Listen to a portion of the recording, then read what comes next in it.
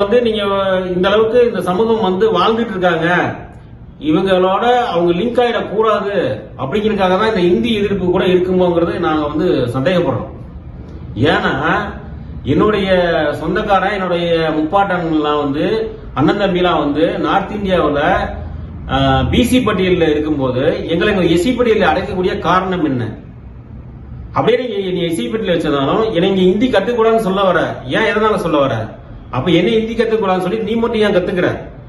நீ அந்த வடமாநிலத்தில் போய் நீ தொழில் தொடங்குற? இந்த மாதிரியான கேள்விகள் எல்லாம் எங்களுக்கு எழுத வருது இல்ல.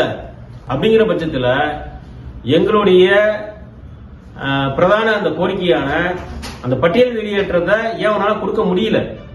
அப்ப ஏதோ உனக்கு தடுக்குது இல்ல, அது ஏன் உனக்கு தடுக்குது? அப்ப அந்த தடுக்கிற விஷயத்துல நீ ரொம்ப ஸ்ட்ராங்கா இருந்துட்டு இவங்களை விட்டா இவங்க வளர்ந்துடுவாங்கிற ஒரு நோக்கத்துல தானே நீ இருக்கிற. எங்களை வளர உடலனாலும் நாங்க வளருவோம், சரியா? எங்களை உழைப்பால வளருவோம். நாங்க வளர்ந்தாலும் எங்களை எந்த அளவுக்கு நீ கொடுக்கணும்னு நினைக்கிறியோ அந்த அளவுக்கு உனக்கு பின் விளைவுகள் கண்டிப்பா இருக்குது. இயற்கை உங்களை சும்மா விடாது, அந்த இயற்கை உங்களை கண்டிப்பா அழிச்சிடும். ஆனா அதுக்காக நான் முன்னெச்சரிக்கையா ஒரு காணொலியா உங்களுக்கு போடுறேன். இதுல எங்களுடைய கோரிக்கைகளை நிறைவேற்றி எங்களுடைய மக்களுடைய ஒன்னா நீங்க நல்லிணக்கமா இருந்தீங்க அப்படின்னா உங்களையும் அந்த பிரபஞ்சம் காப்பாற்றும்.